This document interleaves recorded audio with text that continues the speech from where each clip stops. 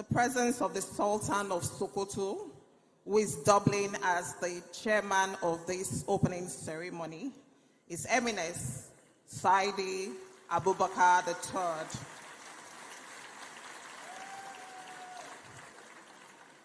Ladies and gentlemen, also please make welcome the keynote speaker, His Excellency, Comrade Julius Sello Malema. He is the president and founder of the Economic Freedom Fighters. Please, let's give him a round of applause. We'd like to welcome also the Chief Justice of Nigeria, the Honorable Justice Kudirat Kekere-Ekun, ably represented. She's ably represented by the Honorable Justice. Okay, so she's ably represented, but we're yet to get the name. We would acknowledge when we get that information. We also like to welcome the President of the Court of Appeal, the Honorable Justice Monica Donga Mensah, represented by the Honorable Justice Daniel Khalil from the Rivers State Judiciary. Can we make him welcome, please? We'd like to specially welcome and recognize the President of the Nigerian Bar Association, Mazi Afam Josiah Osigwe, SAN. We also would like to acknowledge the presence of past presidents here, past general secretaries. Please, let's give them a round of applause as well. We'd like to acknowledge the presence of the justices of the various courts, the Supreme Court, the Court of Appeal, High Courts, everyone present. Can we make them welcome as well?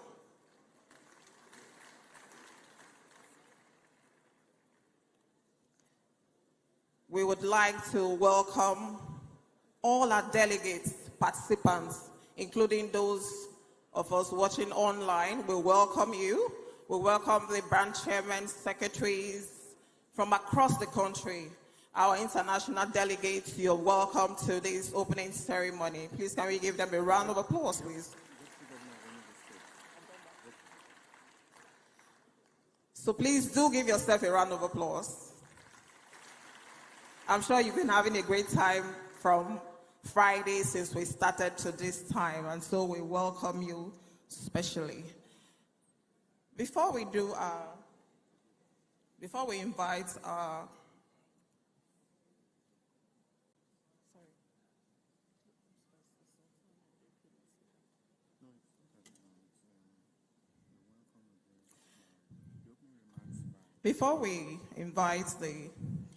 the Sultan of Sokoto, who is doubling as the chairman of the ceremony,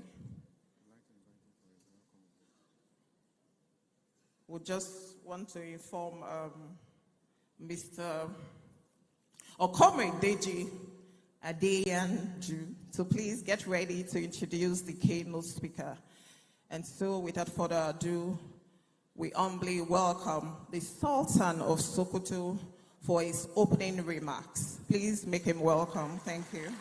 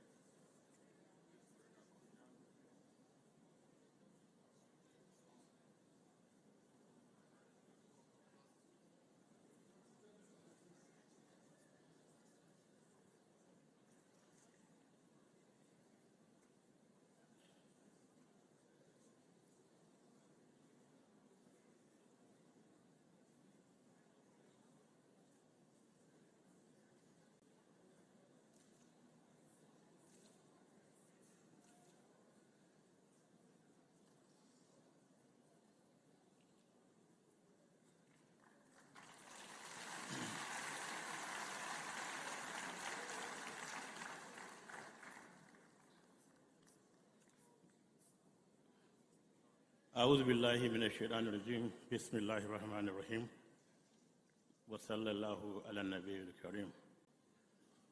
Your Excellency, the very able and indefatigable Governor of Enugu State, the representatives of Chief Justice, President of the Court of Appeal, the President of this special assembly, because he is the only one called President here. This is your constituency, and you've dragged me into it today. Distinguished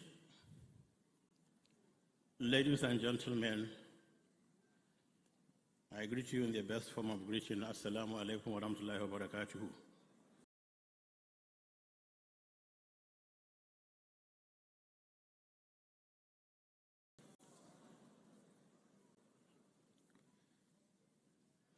Let me say how really delighted I am to be part of this year's MBA conference and to relish this company of learned people, as you lawyers always refer to yourselves. In the tradition I represent, learning is the highest endeavor on earth. As many of you here would know, the first command in Islam is to read. Read is the first command in Islam. And as our forefathers, the founder of the Sokoto Caliphate rightly said in one of his books, a man without learning is like a country without inhabitants. The finest qualities in a leader, in particular, and in people in general, are the love of learning, the desire to listen to it, and holding the bearer of knowledge in the greatest respect. Unquote. The business of governance and the settling of disputes, the Sheikh added, requires outstanding learning, keen insight, and extensive study.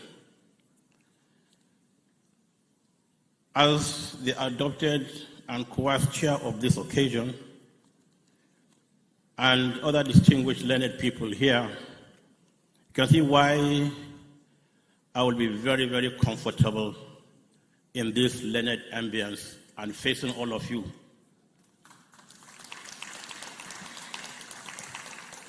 The MBA Annual Conference is a very significant event in our society because it is the largest gathering of lawyers who shape the practice of law and ensure that the ultimate objectives of law are realized in society. Law, as you know more than I do, is crucial to society because it maintains social order by setting standards for behavior, promotes justice by protecting rights, enjoying duties, and providing a framework for resolving disputes, and facilitates economic and social progress by providing a predictable environment for transactions and enabling social change through legislation. Without good law, societies risk descending into chaos, as there would be no established way to govern relationships, enforce rules, or ensure fairness and accountability. I understand that the theme for this year's conference is to stand out and stand tall. And when I say tall, no matter how short you are very tall.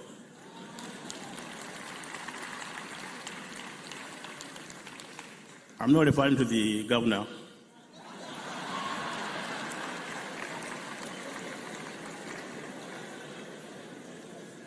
I would like to believe that by this theme, you wish to deliver on the expectations of society on your professional mandate. This is spot on. Today, justice is increasingly becoming purchasable commodity, and the poor are becoming victims of miscarriage of justice, while the rich commit all matters of crime and walk the streets scot-free. That by this theme, you are resolving to stand out and tall on the scale of justice is certainly highly commendable.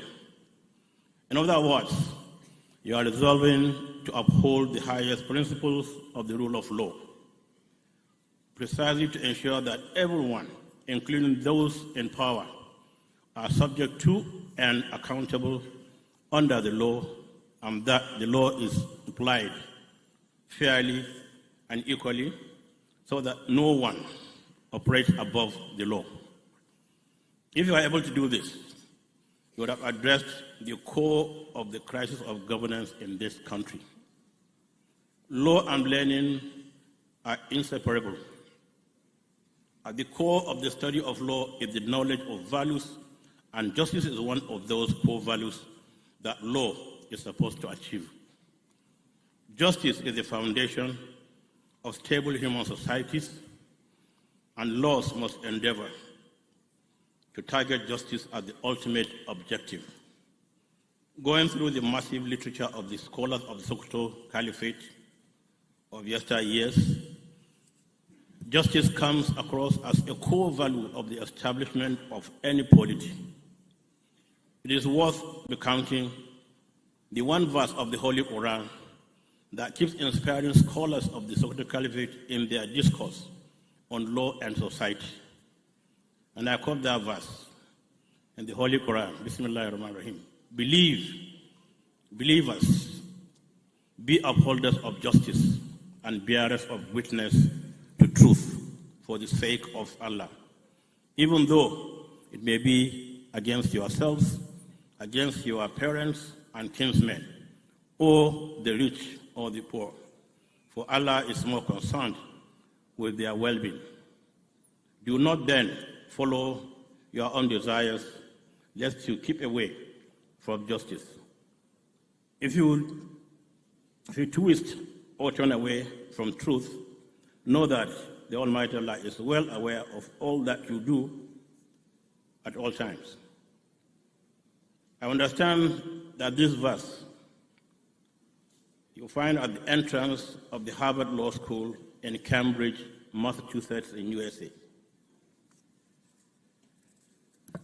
During this annual conference, it is my hope that you also find time to address some of the issues that are pertinent to the future of our society. These three things are particularly important. You need to continue the efforts of law reform so that we can gradually decolonize our laws, bringing them closer to our values, our culture, and our history for relevance, efficacy, and sustainability. It is also my hope that we can find time to address the issues of social justice so that we can address the glaring inequalities in our societies and create a more integrated society with the kind of cohesion that can see us through these very tough times. The other issue is the access to justice. This is also very important considering the increasing costs of litigation and the consequences of exclusion in matters of justice for the weak and the vulnerable. Most conflicts around the world were precipitated by exclusion, which elicits resentment and propels people to conflicts that I'm very aware of, having my military background, where I spent 31 years in the military. And my first posting from Nigerian Defense Academy was Enugu State. January 1978. I'm sure so many of you were not born by then. I was in Nsukka, and I find Enugu State as a home for me, and I always feel glad to come back. And that's why when the governor called me and said, to land I will be coming, I said, Inshallah. And Inshallah means God willing. But one of our top emirs, a retired Major General Emir of Zulu, passed on last week. So I had to stay back and attend the burial ceremonies and other issues. When I called the governor and told him, Excellency, I won't be able to make it. And he heard him say, oh no. So I said, oh yes. Because whenever there's a no, there must be a yes. And we are the ones that always believe things are possible. And as Almighty Allah would have it, this morning, after I finished what I was doing yesterday, I called the governor. No, I called the president first. I said, guess what? You say, what? I said, I'll be coming, inshallah, this afternoon. Since the opening is at 4 o'clock, after I finished what I was doing yesterday, I called the governor.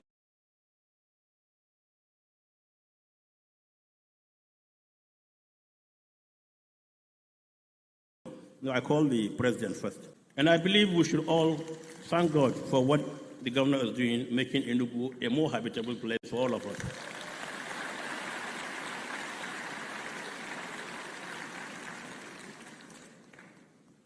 And as I said, I'm home. And I remember some 5 years ago, I visited Enugu at the invitation of the then governor, Buruburu. And I had a very good time going around Nsukka, my own city where I started work. And definitely, I really felt accepted, welcomed, loved, and I felt I shouldn't even go back to Sokoto. That's the Nigeria we've had some 40, 50 years ago. We must bring that Nigeria back. And you are the ones. You are the ones here who will do that very hard work, because you are the ones who interpret laws in the courts and whatever. So I'm happy to be here. I thank Almighty Allah that I'm able to make it. And I thank all of you and thank the President who personally came to Sokoto to invite me. And I'm happy I have not disappointed you, and I have not also disappointed my own governor. So let me wish you a very engaging and fruitful conference. We look forward to reading the communique. We look forward to reading the communique. We look forward to reading the communique and implementing it. That's one of our big problems in Nigeria. We do not lack very good policies and whatever. What we lack is implementation.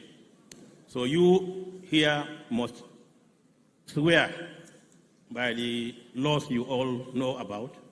We will implement whatever you come out with. And with this, I thank you for listening. I thank you for the invitation, Mr. President and the Governor, and I thank you for listening. Wassalamu alaikum wa rahmatullahi wa barakatuh.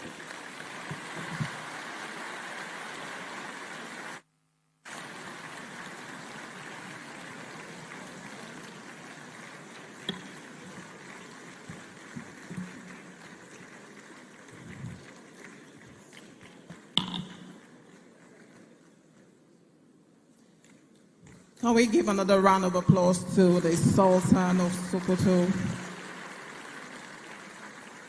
We are grateful, sir. We're happy to have you here with us. And so I was telling Mr. Bright Utobo that if he was not in this kind of environment, I probably would have asked him for a selfie. But of course, I can't do that here. This is my very first time of seeing him. I'm sure there are lots of us like me here. Thank you so much, sir. So earlier, while we're doing the introductions, I announced that the Honorable Justice Daniel Kaliu was from the Asaba division. No, from another division, but he's actually from the Asaba division. Thank you so much, my Lord. He has forgiven me for saying that. We also like to welcome in our midst the Chief Judge of Enugu State, the Honorable Justice A. Aro Uzo Emena. Can we give him a round of applause, please? Also with us is the President of the Customary Court of Appeal in Enugu State, the Honorable Justice G.C. Nnamani. We'd like to acknowledge the presence of the Deputy Governor of Benue State, is Dr. Sam Ode MNI. He's also one of us.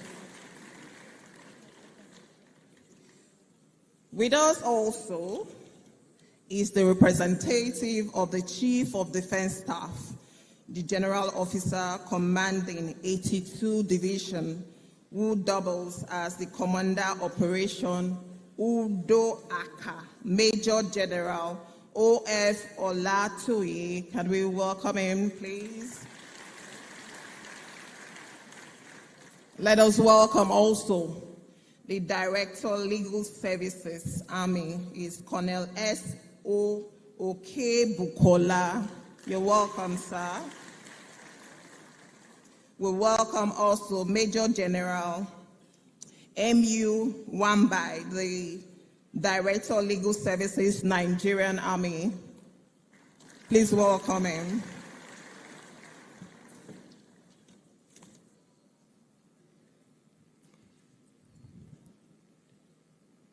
We'd like to welcome, for the welcome address, the Chairman of the Nigerian Bar Association, Enugu Branch, V.C. Odo Esquire, for 2 minutes.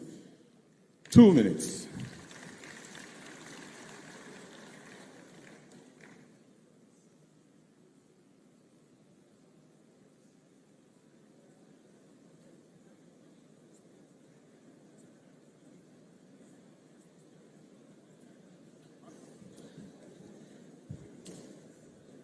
Please, we'd like to ready the Chairman, Nigerian Bar Association, AGC 2025 Local Organizing Committee, Ikeazo Akaraiwe, Senior Advocate of Nigeria, to be ready for his own now.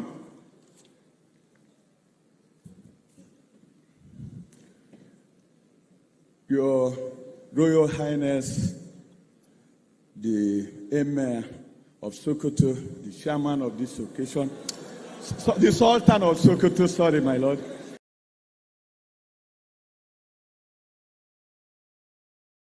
The Sultan of Sokoto, I am so sorry, my lord. Your Excellency, the Governor of Enugu State, Dr. Peter Ndubi Simba, and his deputy, my brother Ifeanyi Osai, Mr. President of the Nigerian Bar Association, I and my lords here present, I pray Mr. Chairman to permit me to stand on existing protocol. There is hardly a better moment to be happy than this rare privilege to welcome the who is who in Nigeria, in the legal profession and the guests from the global community. This conference in Enugu tells an uncommon story of what disciplined, principled, wisdom, vision, strong, and knowledge-driven leadership can do. I pay glowing tribute to our indomitable President, Mazi Afamzo Shayo Sigwe, and the National Executive Committee for leading the bar in Nigeria with competence, selflessness, capacity, integrity, and honor. Mr. President's leadership has made members of the Nigerian Bar Association heroes of the rule of law and democracy in Nigeria. If it was business as usual, this conference would not hold in Enugu. In bringing the annual general conference to Enugu 22 years since the last one held in 2003, the leadership of the bar and the annual general conference planning committee wrote, and I quote, "Consequently, and in alignment with the overwhelming position of NEC and the broader AGC, that is the broader membership, we are compelled to relocate the 2025 annual general conference to a state where constitutional democracy remains intact. End of quote.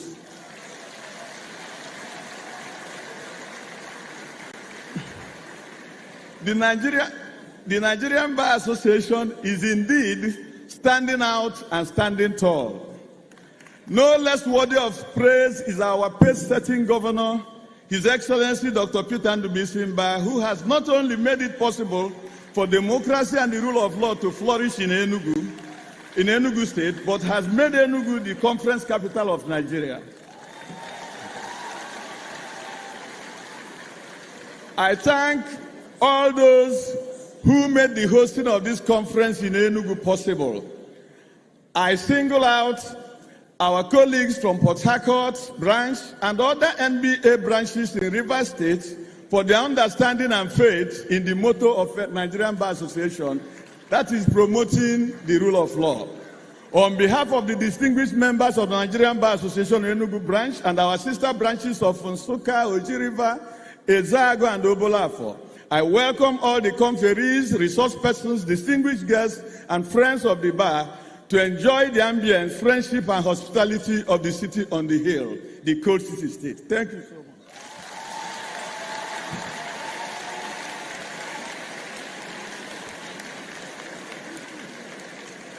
Quickly, we'd like to welcome the Chairman, Nigerian Bar Association 2025 Local Organizing Committee, Ikeazo Akarewe, Senior Advocate of Nigeria, for his welcome address. 3 minutes.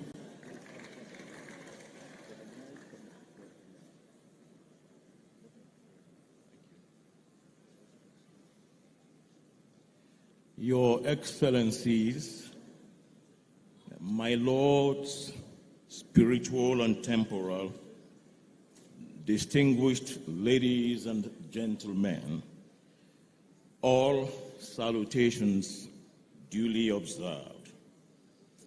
This conference was originally slated for Port Harcourt. As at September last year, it was known that the conference would be hosted in Port Harcourt. However, it was shifted to Enugu in April this year. Between April and now is 4 months. In 4 months, we have done what others usually do in 12 months. We thank our governor, Mr. Mba, who more or less built this international conference center within 1 year and 8 months of his becoming the governor. We would not have been here but for this international conference center, which is the best in the country. We thank President Afam Osigwe for the courage in appointing Enugu the host of the conference. The decision of the president of the NBA to move the conference from Port Harcourt to Enugu in the face of the egregious decision to appoint a military administrator for Rivers State will go down as one of the most courageous decisions by a president of the NBA. We thank the chairman of the CPC, Dr. Emeka Obegulesien, for his exemplary leadership. In view of the shortness of time between April and now, I am the first to admit that there will be some lapses in the organization here and there. And I apologize on behalf of my LOC for any lapses. But we just request you to remember that 4 months to do this job was really short, whereas others have more than 4 months. We give thanks to the Almighty God who has helped us greatly. I would like to conclude by to just let you all know that Enugu is a beautiful city, one of the most beautiful in the country. Enugu was founded in 1908. 1908. And Enugu means on top of the hill. It's actually Enugu, on top of the hill. And it was a huge farmland. The villagers from the surrounding communities used to climb up the hill to farm in Enugu. Unknown to them, the black material which used to come out of the soil as they farmed was coal. But the British colonialists, as they went through the nation, they traversed the nation, they observed that black solid stuff and realized it was coal and began to mine it. And the coal attracted so many, and the city of Enugu came into being. The earliest suburb of Enugu is known as the coal camp. And the port in Port Harcourt was built to export the coal in Enugu. And the port was named after Mr. Lewis Harcourt, the Secretary of the Colonies in England. We welcome you. Before I sit down, I must recognize President Mrs. Hairat Balogun, who is one of our leaders at the bar, the first woman to be General Secretary of the bar. And how can I sit down without recognizing a former chairman of Council of Legal Education, one of our most senior lawyers? Certainly, he was called before I was born, J.H.C. Okolo, S.A.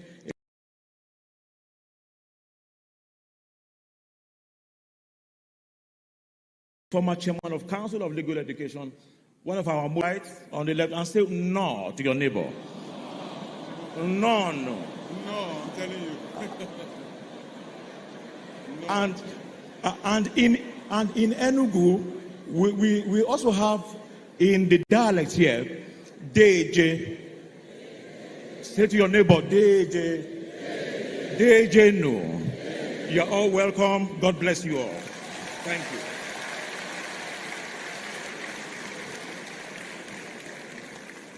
Quickly, we'd like for the welcome address, the chairman, the Annual General Conference Planning Committee, Chief Emeka Ebekelu, Senior Advocate of Nigeria.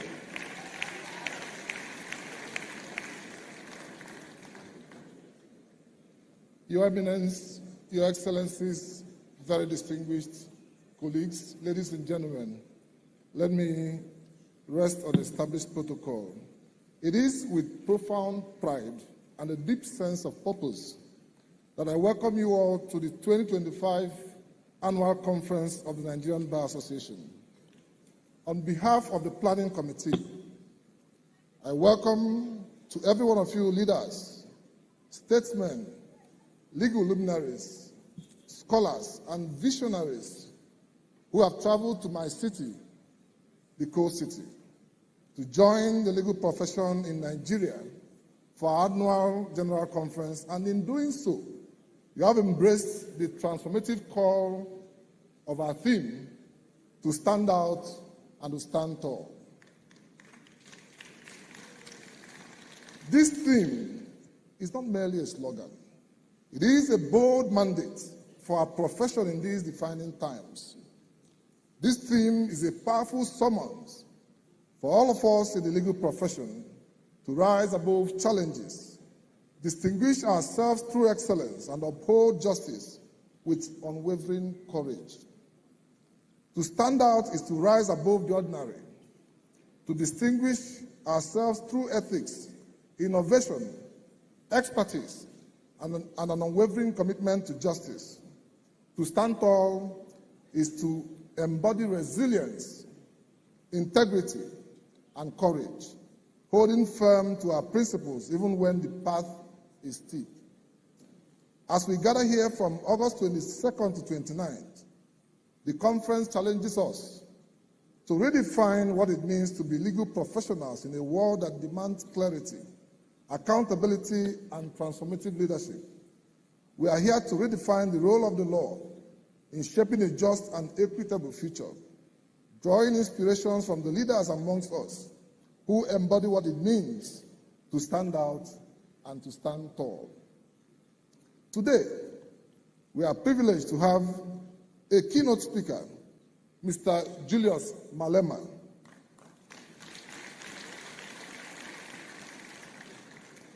The South African parliamentarian and global voice for social justice, equity, and good governance. Malema stands out as a fearless voice for economic justice, and he stands tall in his unyielding commitment to the marginalized, challenging systems with boldness and clarity. At a time when our democracy demands renewed courage, principled leadership, and bold ideas, Mr. Malema's insight promises to challenge us, challenge our perspectives, and inspire us all to stand out and to stand tall. Distinguished ladies and gentlemen, when we reached out to Julius Malema to present this keynote speech, he made only two requests. One is that we must book an appointment for him to visit President Olusegun Obasanjo to convey the gratitude of South Africans to him for the assistance given to them during the apartheid regime.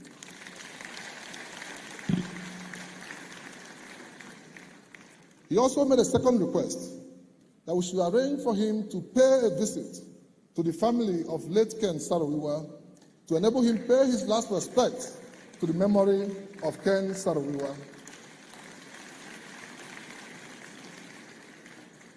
Enugu means different things to different people. For me, 042 holds memory of my formative years.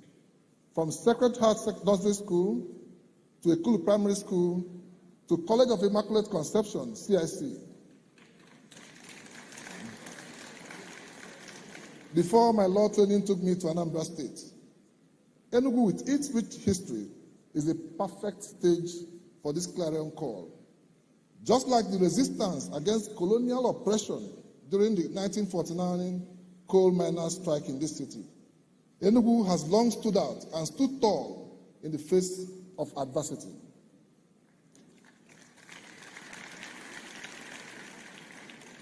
As the capital of Eastern Nigeria, Eastern region, Enugu was a crucible for legal and political aspirations, shaping Nigeria's constitutional and judicial landscape. Today, Enugu is home to the pioneering Faculty of Law at the University of Nigeria, Enugu campus.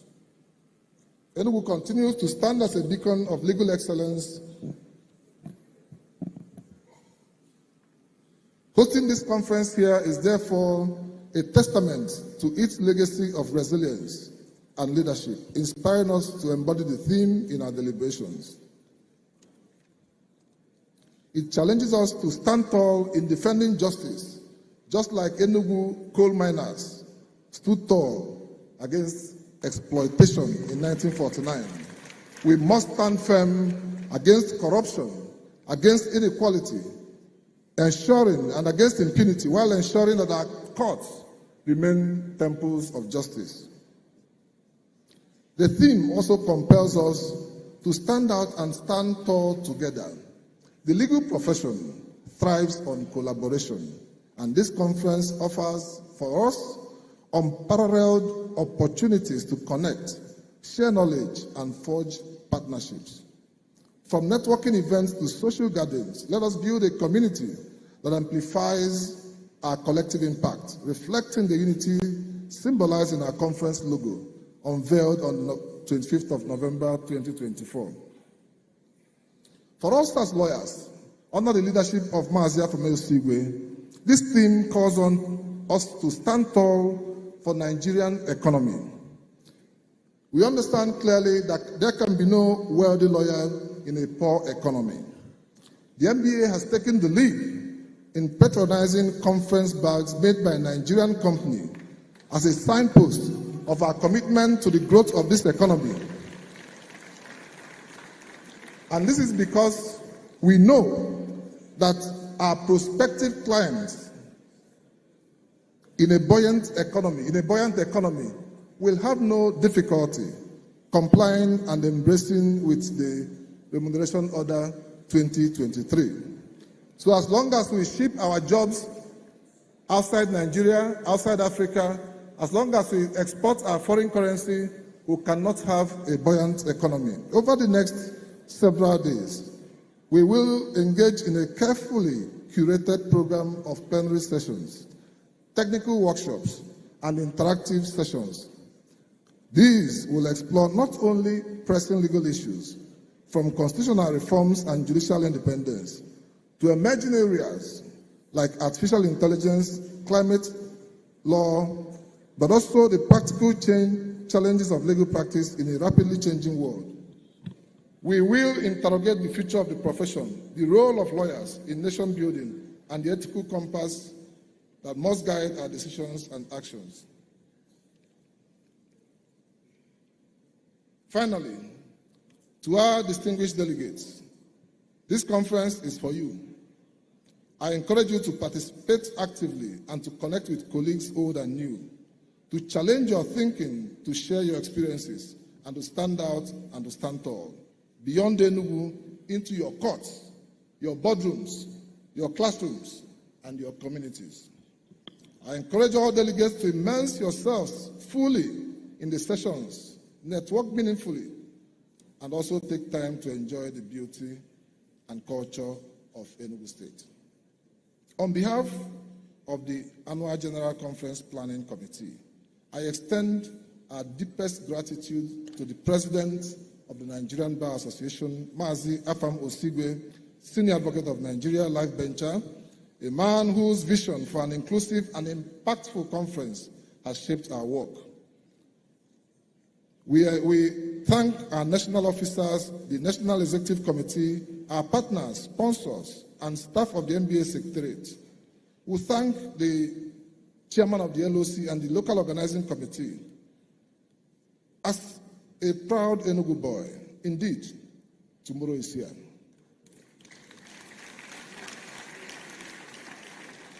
We thank the man who has demonstrated the power of transformative leadership. Governor Peter Mba planned and executed this conference with us. He set up an interministerial committee for the first time in MBA conference hosting. The governor set up an interministerial committee with mandate to support the seamless execution of the conference program with logistical support that are invaluable. Your Excellency, we are grateful. You did not support us because you're a lawyer. You supported us because you understand the economy of conferences, and that by supporting us, you are supporting your state. We encourage your vision, and we thank you for the support. Your Excellencies, distinguished ladies and gentlemen, on behalf of the Planning Committee for this conference, we offer our unreserved apology for any defect you might have observed in the plans leading to this conference. We are mere humans, but we appeal to you to find a place in your heart to understand that it took 4 months in a city that has never hosted conference for the past 23 years. What the team and the governor did is nothing short of miracle. I urge us to keep standing out and to keep standing tall. Thank you very much, and may God bless us.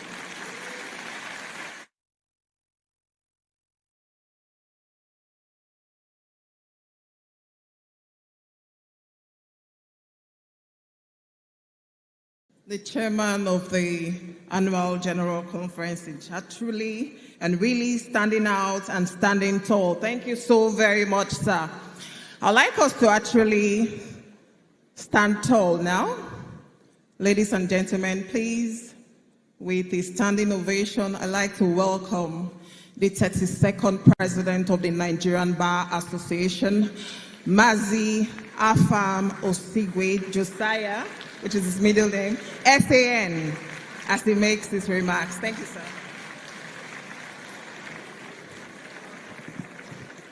Thank you so very much. Please sit.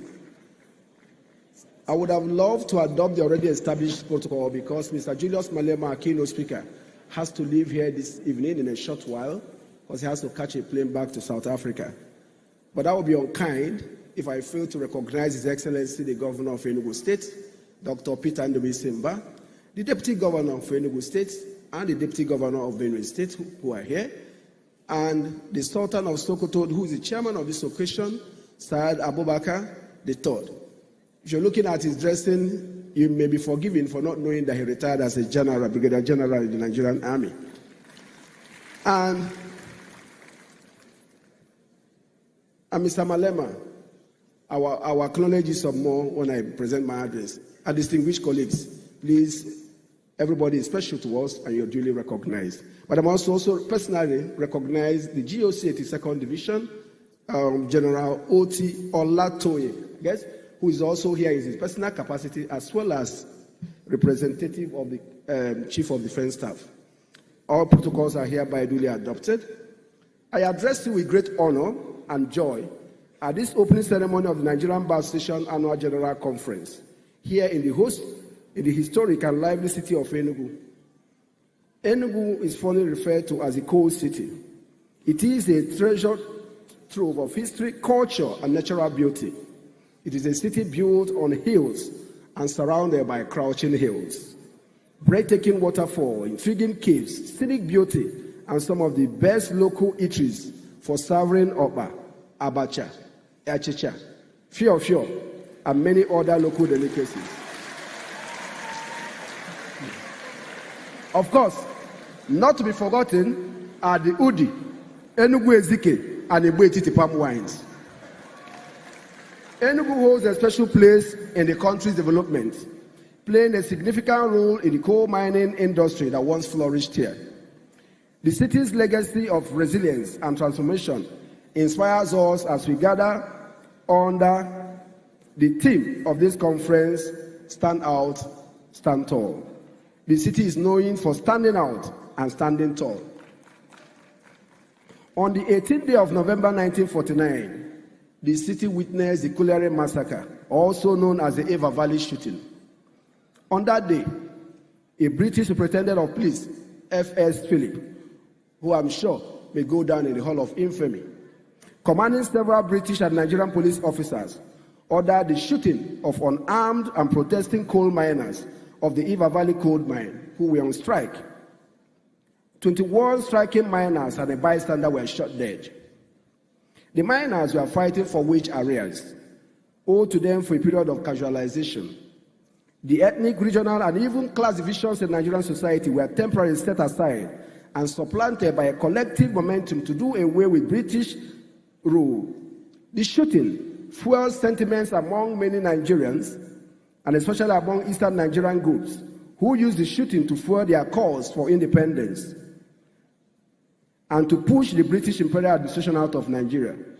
According to Ndukeze, and I quote, the radicals and the moderates, the revolutionaries and the stooges, the bourgeoisies and the workers sang their differences, remembered the word Nigeria, and rose in revolt against evil and inhumanity. The Eva Valley coal miners made tough choices to redefine themselves, enduring challenges to emerge stronger. The theme is more than a slogan. It is a charge to stand out, to be visible, not for show, but for service, excellence, resilience, dedication, focus, perseverance, and service to prosper. To stand tall is to uphold dignity, integrity, and honor, even when the odds are stacked high and difficult decisions must be made in the best interest of the legal profession and the country. Standing tall means being unbending in our defense of the rule of law, equity, and justice, and being principled in the face of power and unwavering in our pursuit of national progress. We must have the courage of conviction in moments where silence would otherwise be more comfortable. To build a strong and economically viable nation, sacrifice will routinely be required of individual citizens. We must do this when others are mediocre. This is a call we must embrace. Dear compatriots, leadership, as we say, is not a popularity contest. Competent leadership requires understanding of issues, vision, and the courage to make decisions that will help to take the people from one situation or place to a surpassing one. It requires forward thinking, focusing on development projects that will position our country as a global city. The show off that will position our country as a global city. The show of decisive or determination may be misunderstood if the leader decides to chart a course or disparate direction to a desired exceptional future. Leadership must stand out by crafting solutions that unlock Nigerians' potential and stand tall by making the tough decisions. As Sheikh Mohammed bin Rashid Al Maktoum said, Try to achieve the impossible and direct your people to ways of achieving it. Stand out, stand tall is therefore an inspirational call to the legal profession to lead with distinction, sacrifice, determination, and resilience. It challenges us to rise above ordinary, deliver excellence, and make the difficult decisions necessary to secure Nigeria's future. For Nigerian lawyers and leaders, standing out means pioneering innovative solutions for justice and economic progress. Standing tall means embracing tough choices, enduring their immediate challenges, and trusting in all their ultimate benefits. We must be seen as spectators, not as spectators, but as leaders in the movement to revive Nigeria's economy, restore public trust, and reposition our country for greatness. That is what it means to stand out. That is what it means to stand tall. No economy ever stood tall on imported effort. Indeed, no economy stood out in mere consumerism. Let the conference inspire a fresh resolve that in every courtroom, boardroom, chamber, and community we touch, we will lead with excellence, with courage, and with vision. At this defining moment in our nation's history, where our democracy continues to evolve and our economic realities challenge us daily, we must collectively ask, how can the legal profession stand out in rebuilding confidence in our institutions? How can we lead national conversations that truly matter? It is for this reason that we are honored to welcome our keynote speaker, Mr. Julius Malema, the President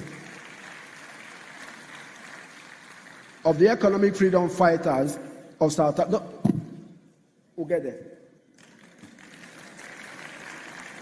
He's eager to let us listen to him. The choice of Julius Malema as our keynote speaker is born out of his unwavering and consistent advocacy, challenging Africa to rethink its economic destiny by advocating economic emancipation and social justice. It is a privilege to have Mr. Malema as our keynote speaker. He comes with many years of fearless advocacy for economic freedom. Mr. Malema has reshaped South Africa's political landscape by championing the marginalized and confronting systemic inequalities through the EFF. His call for bold, often painful decisions offers a powerful lens for Nigerians' aspirations. His push for systemic change in South Africa urges us to ask, how can our legal system empower entrepreneurs, protect workers, and ensure equitable access to opportunities? His advocacy for economic freedom speaks directly to the urgent conversation we must have in Nigeria. Whether one agrees with his methods or not, his consistent call for Africans to own their economies, reclaim their dignity, and define their destiny resonates deeply with our theme. His presence here today reminds us that the legal profession does not exist in a vacuum. We are part of a broader African movement, a movement for economic sovereignty, justice, and true independence. We eagerly anticipate his insights on how the legal profession can drive economic transformation through tough but transformative choices. Nigeria must make serious decisions for economic growth, and this include anti-corruption measures, regulatory overhaul, investment in infrastructure, technological innovations and digital literacy, diversification of the economy. These decisions may inflict pain and will inflict pain, disrupting established systems, challenging vested interests, and requiring sacrifices from citizens, institutions alike. However, history shows that such decisions,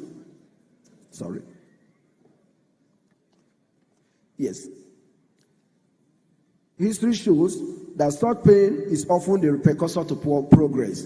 By enduring short-term challenges, Nigeria can achieve lasting improvements, a thriving agricultural sector, a transparent economy, and an environment where every citizen has a fair shot at prosperity. The NBA, as a conscience of the legal profession, must also make tough choices to lead Nigerian transformation by reforming legal education, expanding access to justice, advocating for judicial independence, embracing legal technology, to mention a few. These choices may not be easy. They may restrain resources, spark internal debates, or challenge long-standing practices. But by standing tall through these difficulties, the NBA can lead the legal profession to new heights, ensuring that we are not just practitioners, but catalysts for Nigerians' growth and development. The NBA has a storied legacy of defending human rights, and judicial independence. I particularly, therefore, in ending my address, acknowledge the support and presence of our host governor, Governor Peter Ndubuisi, who did everything possible to make sure that today has become the reality it is.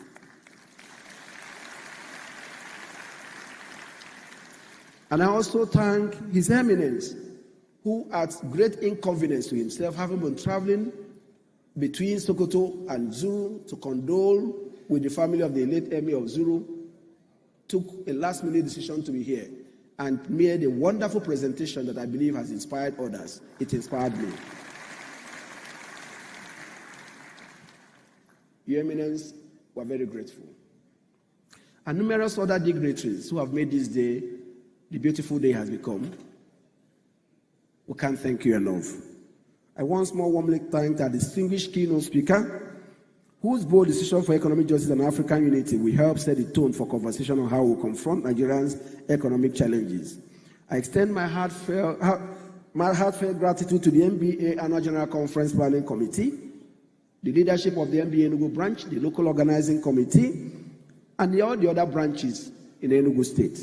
Your dedication has created a platform for us to reflect, inspire, and act. Over the next few days, we engage with thought leaders from law, governance, economics, technology, and civil society, and encourage us to participate. Let this city inspire us to embrace the difficult decisions like the Eva Valley coal miners, that we unlock Nigerians' economic potential and strengthen our profession, knowing that the pain of today will yield the prosperity of tomorrow. May our deliberations be bold, our resolutions transformative, and our commitment to justice unwavering.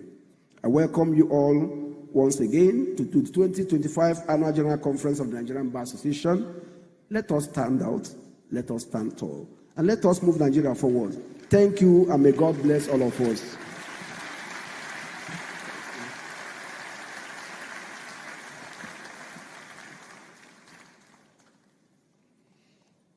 Please, another round of applause for that. Straight from the heart talk. We're winding to a close, and we'll have two speakers before we invite His Excellency, the Executive Governor of Enugu State, to open officially this event. And so may I invite Comrade Deji Adeyanju to introduce the keynote speaker.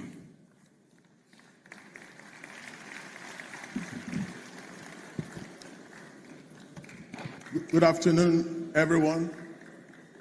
First, let me appreciate His Excellence for making out time to join us here today, and also the Executive Governor of Enugu State and leaders in the profession, all protocols duly observed. My job here today is very simple and also very hard at the same time. Simple because I've been saddled with the responsibility of introducing a man, a Pan-Africanist, a true son of Africa that I can resonate with. I resonate with his ideology, but very difficult at the same time because I've been given less than 2 minutes to make such an introduction. So indeed, it is a Herculean task. Here before us today at the Annual General Conference is a man, a true son of Africa, a Pan-Africanist, a shining light of resistance, whose exploits at promoting transparency, constitutionalism, accountability, and rule of law are too numerous to mention. He continues to fight against inequality, corruption, oppression in South Africa. His loud voice of reason continues to echo across the continent. He continually agitates for South Africans to see Africans as their brothers and not their enemies. He is a powerful voice, not only in South Africa, but on the continent and globally.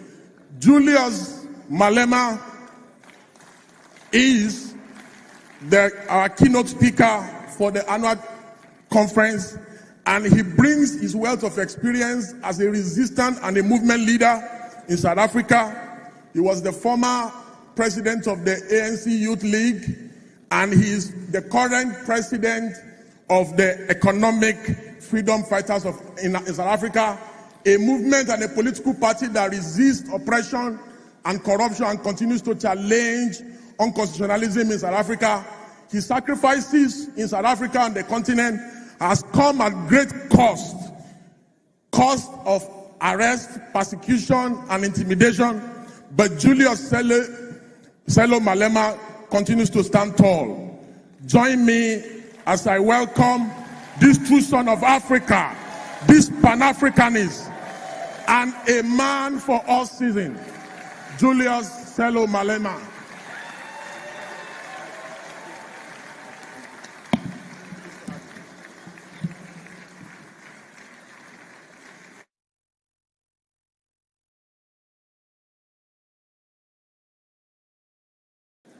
Thank you very much.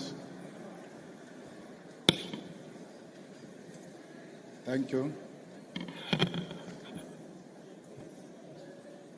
Let me take this opportunity to greet the governor of Enugu, to greet the Sultan of Sokoto.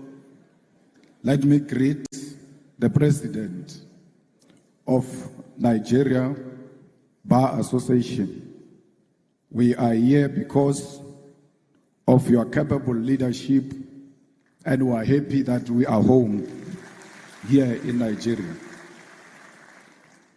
The leadership collective of the Nigerian Bar Association, who have honored me with an invitation to this esteemed occasion, I greet you all. I further greet all members of the Nigerian Bar Association who are present here today, representing the legal fraternity of this great country, which remains a friend and ally of South Africa and her people. I'm humbled that you saw it fit to invite me to give an address to annual general conference, and by extension, that you saw it necessary to invite the EFF to give this keynote address. I imagine it was not an easy for a group of members of the law profession to reach consensus on who will address them, because your profession by nature is one of robust debate and contestation. So I understand here today. I stand here today proud because I know I'm a product of a robust debate and agreement by people who find it difficult to agree amongst themselves.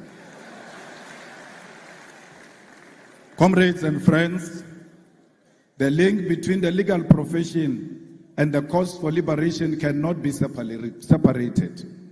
Because just like us, you are instruments of justice. While we wage our battle for freedom in the picket lines, through activism, protest, and participation in governance, it is you, the members of the legal profession, who interpret the laws we make, who practice the justice we seek to achieve, and who fight tirelessly for those who cannot defend themselves in the courts of law. It is a profession characterized by sacrifice, intellect, and a commitment to interpretation of the past in order to achieve justice, fairness, and victory in the present and future. For the activists, we have a history and dialectical materialism to guide us into leading society towards a better tomorrow. And for the legal profession, you have indigenous law, common law, case law, the Constitution and statutes, an objective reality to achieve not only personal victory, but to establish collectively laws that will govern others for decades to come. Our duty, however, and primary responsibility is not to maintain laws simply because they exist as they are today. Our duty is not to be instruments of injustice and neocolonialism. It is to be agents of change, and this demands of us to be brave enough to identify unjust laws, speak out, and form part of those that work tirelessly for our judiciary to be of service to our people. I say this not to encourage anarchy or lawlessness, but to draw us back to the difficult truth and reality that at times the laws has been used as a weapon of oppression. It has taken lawyers and activists to walk side by side, hand in hand, to stand up against laws that perpetuate the undermining of the dignity of the people. And we must all be alive to this history and this possibility today.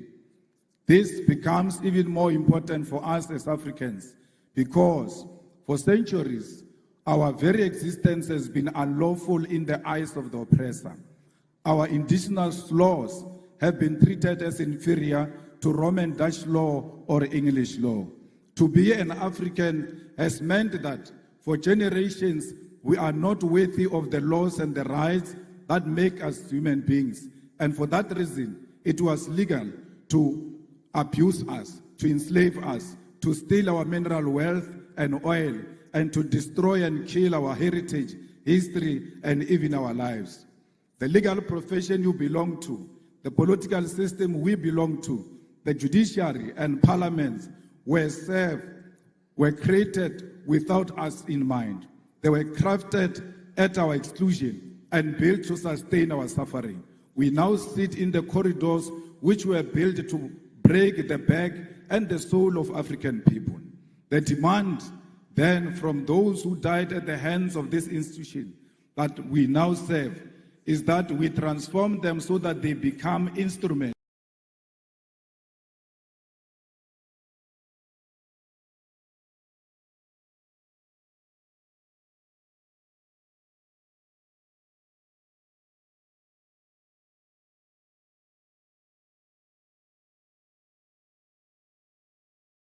of the people.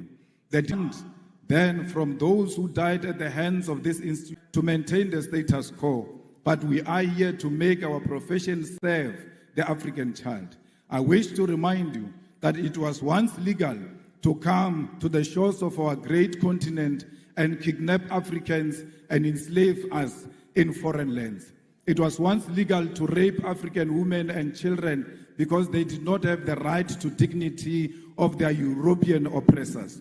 It was once legal to take our land and our minerals because, according to the law of the white man, we were not civilized enough to control our own land and our own wealth. In South Africa, our freedom, our oppression, our resistance all had law at the center of it. Under apartheid, it was legal to restrict the movement of Africans to labor reserves called townships and to teach us inferior education so that we could only be servants of white masters. All of those problems were legal, and it took brave men and women to say that if the oppression of Africans is lawful, then such a law is unjust and must be opposed. Today, as our continent is troubled by corruption, leaders who utilize state machinery to sustain their rule at the expense of the poor and the African lives in abject poverty, a question we all ought to ask ourselves is whether the time for the legal profession and the activists to once again stand up for what is right. We must all ask ourselves whether the time has not once again arrived for liberation to be achieved against the sale of our nation to recolonization, and whether this fight must not begin by reimagining our laws for the better. We must therefore reach into this deep history of resistance and solidarity which is shared by our two nations in order to achieve the goal of restoring the humanity of Africa and her people. My brothers and sisters, the humanity of Africa is at the center of what the EFF stands for. We are an organization that was formed in 2013 purely out of the demands of the people of South Africa who wanted an alternative to the former liberation movement to achieve economic freedom in our lifetime. We are an organization which is born out of the blood of slain mine workers in an area known as Marikana, where 34 miners were shot down execution style, and the 13th anniversary of their execution was this month on the 16th of August 2025. Yet the families have not seen any justice, No one has answered for this grave injustice. It is out of this deep pain and disregard for African life that the domestic workers, miners, gardeners, petrol attendants, street dwellers, university students, professionals, and ordinary people of South Africa demanded that we form the economic freedom fighters. We were formed to complete the liberation struggle, which was faced by compromise, betrayal, and corruption of the mission for the return of the land and wealth of South Africa to the hands of the people. As a result, we base our struggle on these lived realities, and we are guided by a scientific ideological outlook of Marxism, Leninism, and the teachings of Frantz Fanon.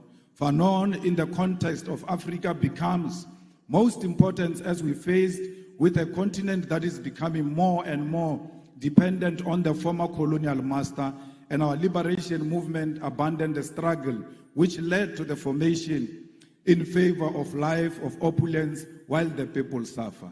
We are Marxist because we believe in the inherent need of an alternative economic system to capitalism, and we use the science of dialectics to wage our struggle for liberation. We are Leninist because we believe in the need for a vanguard party of the people to lead the struggle, one which believes in internal democracy and the waging of struggle in parliament, the judiciary, and at the grassroots level. We are anti-capitalist, anti-imperialist, anti-racist, anti-sexist organization which believes in democracy and socialism as a means of uplifting ordinary masses of our people.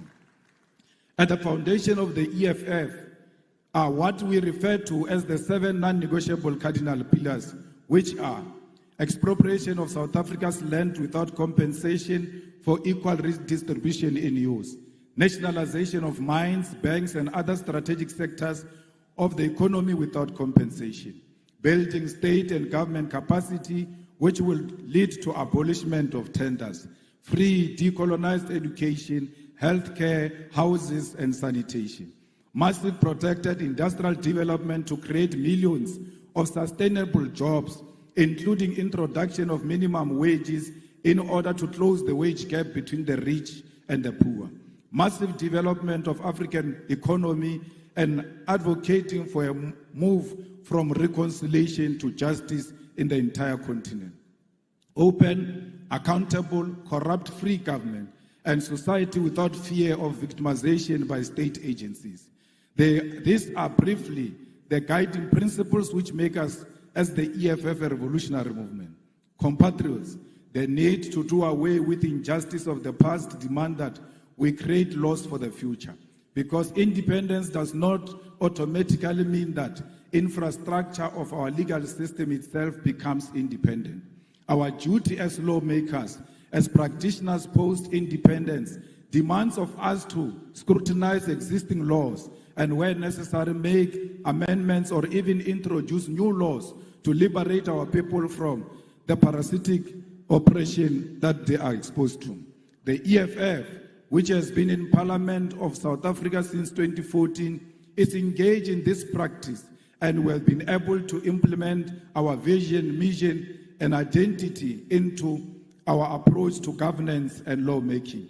A few examples of how we have interpreted what needs to change at the level of governance and legislation in South Africa to enhance the cause for liberation is the introduction of the bills that we have put before Parliament.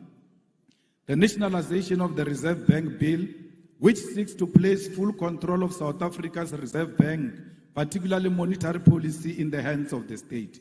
Further to this bill introduced by the EFF in Parliament seeks to broaden the mandate of the Reserve Bank in South Africa, which currently has private shareholding, towards alleviating unemployment and curbing economic stagnation, which is due to the Reserve Bank conservative and financial sector-orientated policy outlook. The Public Finance Management Amendment Bill will in South Africa deal with a problem facing the whole continent, and that is the unregulated borrowing of the money by our government from the World Bank and the International Monetary Fund. This bill, which we have introduced as the EFF, will require that National Treasury in South Africa first seek approval from Parliament to source foreign loans and establish transparency regarding such loans and their conditionalities. The debt trap of Africa to our foreign colonizers must be stopped, and that begins by regulating these loans that our leaders commit future generations to, because they will not be there when the colonizers come to collect. The Student Debt Cancellation Bill is a piece of legislation introduced by the EFF to ease the debt burden of young students who cannot access their qualification, seek employment using their qualification, or pursue postgraduate studies because their qualifications are withheld due to debt. Student debt is an obstacle to the youth who have no source of income because they cannot access their degrees, and equally cannot generate a source of income because they cannot prove that they are qualified due to their qualification being withheld. The need to unlock this qualification possesses a major opportunity to grow our expertise in our country and promote education to be at the center of our developmental objective. Insourcing Bill seeks to do away with the exploitation of labor brokers and consultancy firms which are draining the public finance of government in South Africa. In our country, the most basic of service which ought to be conducted through internal capacity are done on contractual basis and at inflated prices. The policy of outsourcing is at the center of corruption as politicians establish companies to provide services such as cleaning, security services, accounting services, maintenance services, and many more to government at a ridiculous rate. How can you issue a tender to buy toilet paper? How come Director General doesn't know where the toilet papers are being sold and go and buy the toilet papers himself instead of issuing out a tender that is unnecessary? There are certain things that can be done by the government without involving the outside players. We don't want alcohol advertised in South Africa because they advertise alcohol through the means that is not a true reflection of alcohol. Why are you not advertising alcohol with drunkards and show people what alcohol will do to them?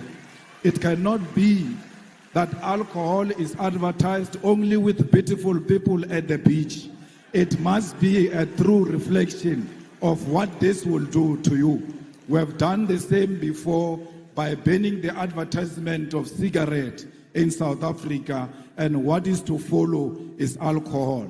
The EFF is also engaged in many other programs that seeks to empower our own communities and make sure that there is local procurement.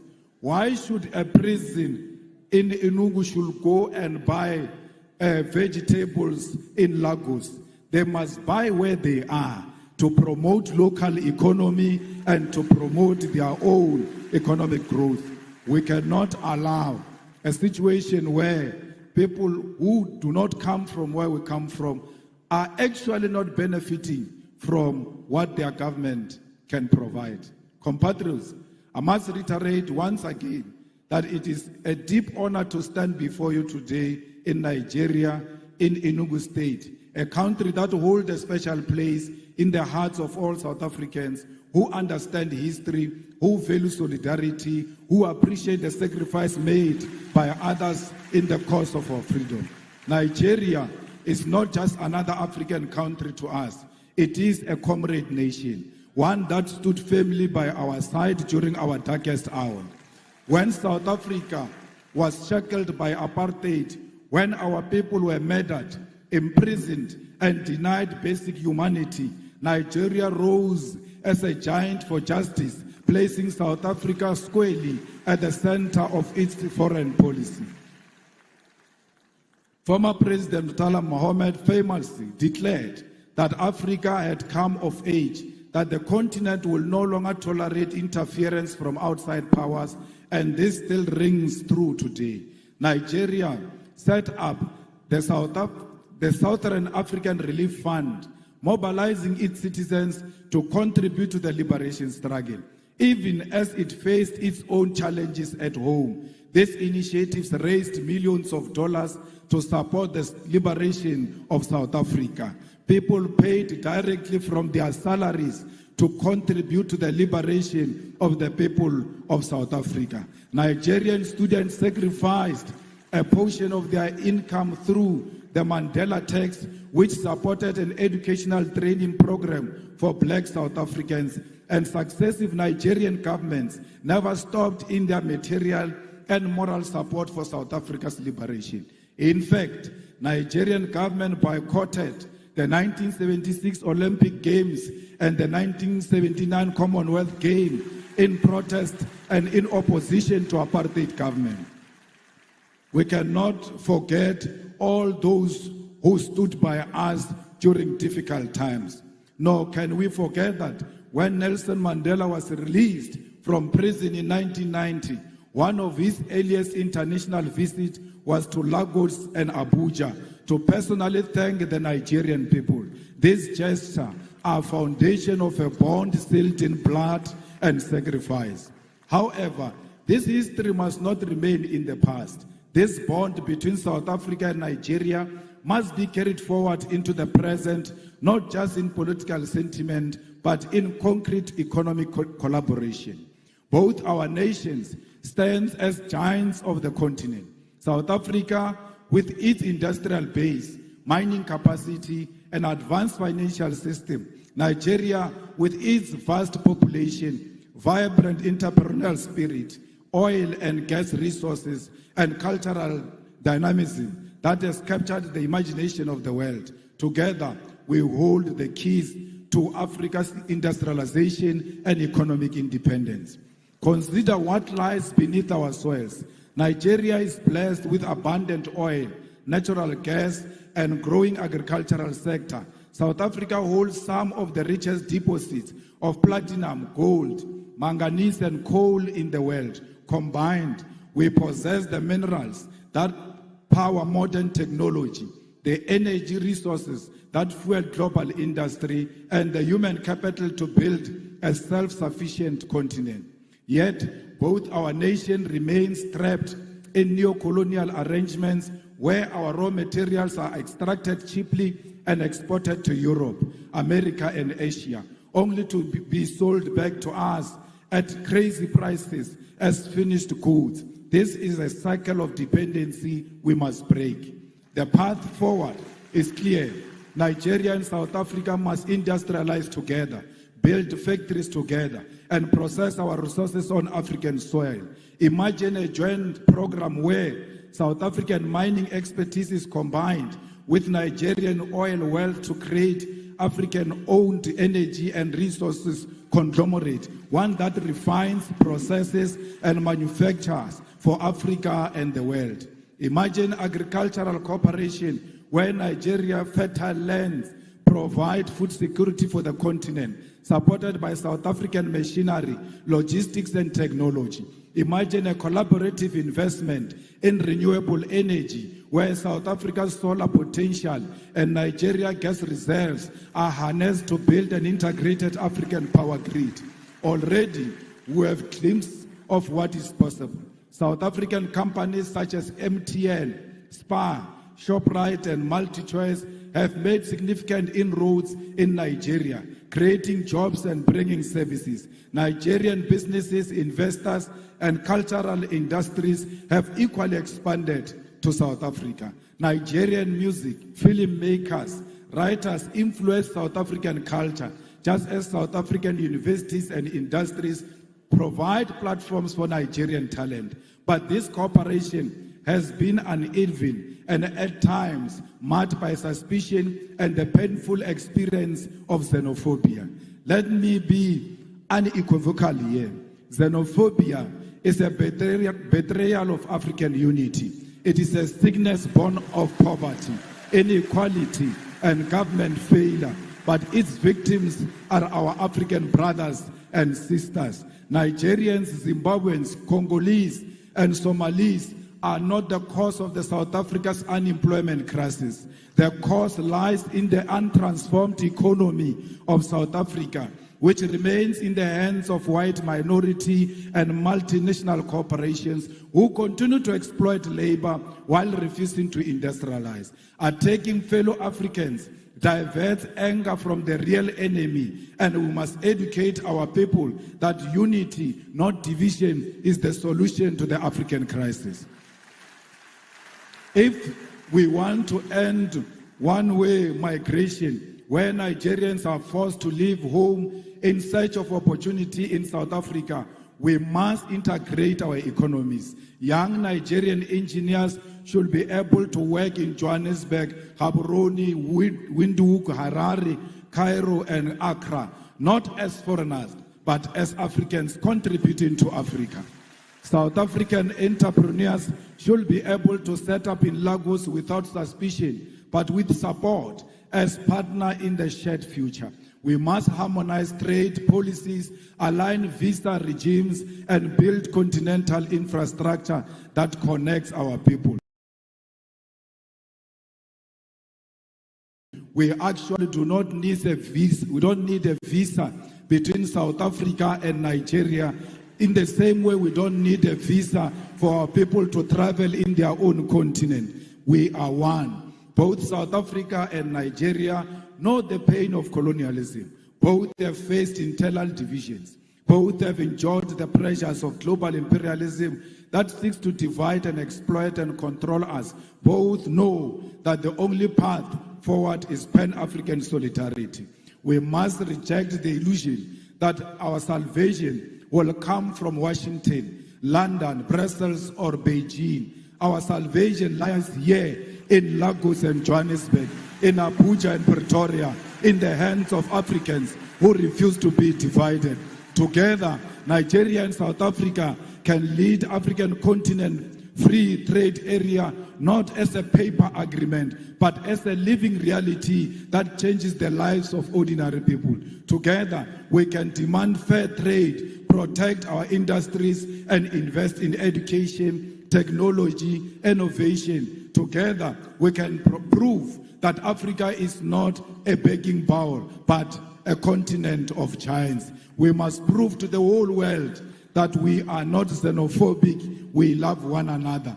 Black people are not loved in Africa and are not loved outside Africa. We have a duty to love ourselves and show the whole world on how it must treat us. We cannot treat each other badly and expect other people to treat us much better. How you treat your own brother and your own sister, it's how you teach others outside how they must treat you. The unity of our continent is paramount, and we must never associate with any xenophobic agenda that perpetuates the divisions in South Africa. Solidarity is what we need for each other. My comrades, as I close, I want to state that as Africans, our fight has never been confined to the borders. From the very beginning, the struggle of South Africa against apartheid, we knew that suffering of one oppressed people anywhere in the world is the suffering of all oppressed people everywhere. It was in that spirit that South Africa, during its liberation struggle, was embraced by Nigeria and other African nations, who declared that apartheid was not simply a South African problem, but an African and global crime. It is in that same spirit that today we say our liberation as Africans will remain incomplete if we turn a blind eye to the struggles of those who continue to suffer under occupation, colonialism, imperialism, and economic exploitation. It is this tradition of solidarity that compels us today to speak clearly on the struggle of other oppressed people. The EFF continues to stand firmly with Western Sahara, Palestine, Cuba, Haiti, the Democratic Republic of Congo as a commitment to international law and justice. In Western Sahara, Morocco's continued occupation violates the principle of the United Nations Charter and the African Union's Constitutive Act, both of which enshrined the right to self-determination. The International Court of Justice affirmed in 1975 that Morocco had no sovereignty over Western Sahara. Yet, decades later, the Sahrawi people remain dispossessed. In Palestine, we are witnessing one of the gravest violations of international law in modern history. The apartheid regime of Israel has for decades defied UN resolutions, the Geneva Conventions, and international humanitarian law. Collective punishment, the bombing of hospitals, the illegal taking of land, the killing of children, and the deliberate starvation of populations are crimes under the Roman Statute of the International Criminal Court. The world cannot remain neutral in the face of genocide. And just as apartheid South Africa was declared a crime against humanity, so too must be the international community recognize and act against Israel's apartheid and genocide. The importance of fighting on the level of the law was made evident in this case when the South African government took Israel to International Court of Justice to report their crimes when no other country will do so. This fight in international court was won when the court declared that indeed Israel was perpetuating genocide, a win that was necessary to sway some support away from Israel and to embolden other countries to speak out. This fight also led to the International Criminal Court to issue a warrant of arrest for the Israeli Prime Minister Benjamin Netanyahu and his Minister of Defense for war crimes. This is the power of the legal fraternity in the global fight for the oppressed. However, the ICJ pace is slow and final judgment on charging Israel with genocide has not occurred yet. We must therefore confront the uncomfortable truth that the slow pace of these proceedings is not accidental, but reflects a global legal order designed and maintained under white supremacy. International law is swift and ruthless when prosecuting leaders of the global south, yet hesitant and cautious when dealing with crimes committed by Western powers or their allies. This is hypocrisy we must name without fear.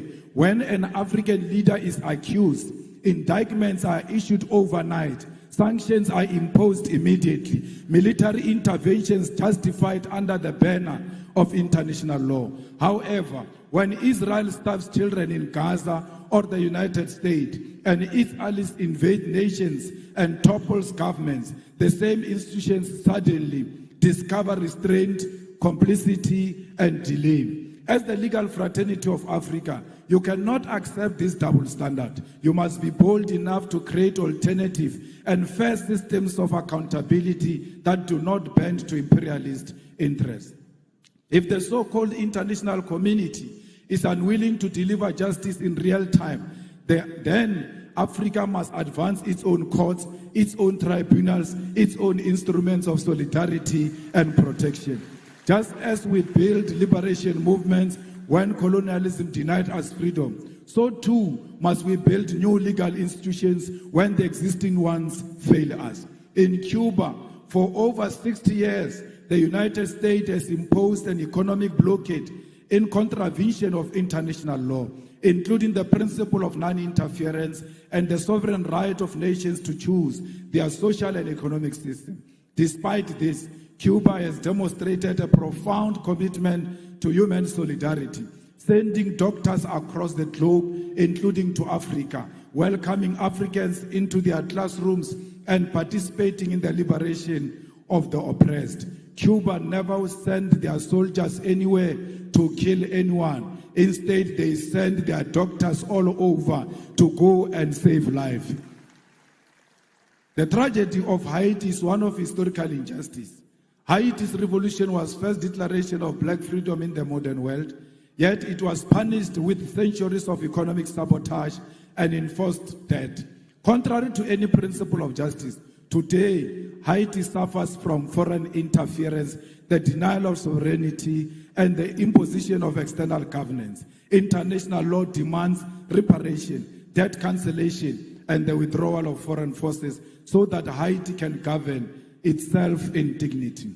We have seen DRC not experiencing peace because of its mineral resources. We must stand with DRC and demand that there must be permanent peace in DRC and everywhere else in Africa.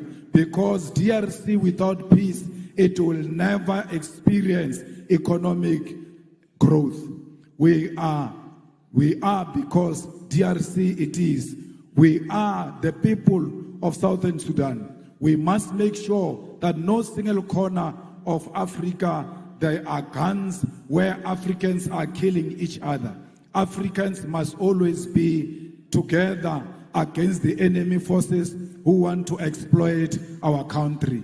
We are here today to reclaim our land. We want the land of Africa to be returned to Africa because it belongs to the Africans. We want the minerals of Africa to be returned to the Africans because that's where they belong. We want to build industries in Africa and process our minerals here in Africa. We've got the capacity. We must never allow the imperialist forces to divide us in order to take our minerals from us. We demand one Africa. We demand borderless Africa. We demand Africa with one president, with one currency, with one military command, with one parliament, because we know the currency of Africa will be much more stronger against the American currency. We don't care what Trump thinks of us. He will never choose a policy position for Africans. We are not subject of Trump. We must refuse to be subjects of Trump. We must stand together as the world changes and show the world that Africa is one and Africa is equal to all nations, to China, to Russia, to America. We are not just a small nation. We are a big nation. We are not a dark continent. How can we be dark when we've got diamond that is shining amongst us? We are a shining nation. I thank you.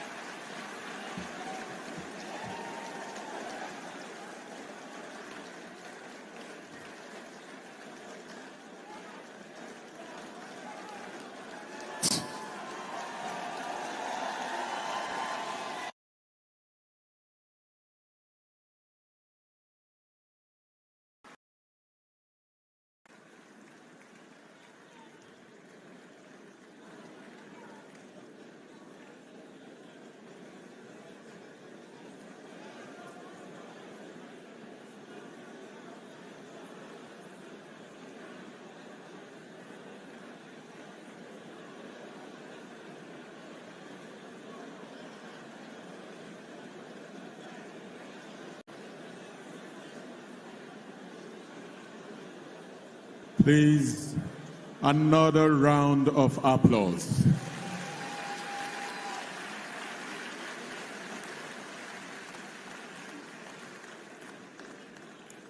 We're pleased to have in our midst Her Excellency Gil Lever, Officer of the British Empire, Deputy High Commissioner, British High Commission, Abuja. Please put your hands together for her.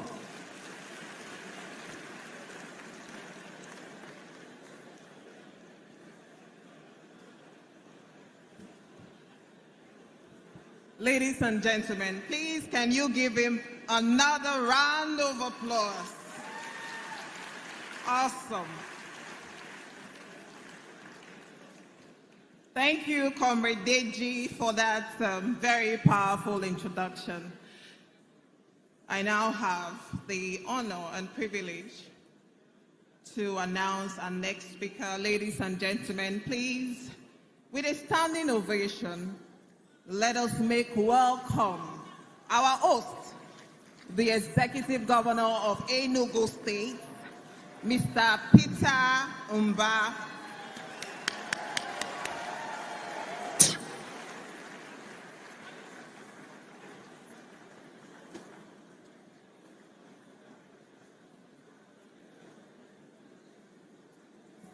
Please sit down. Please, let's be seated. Thank you.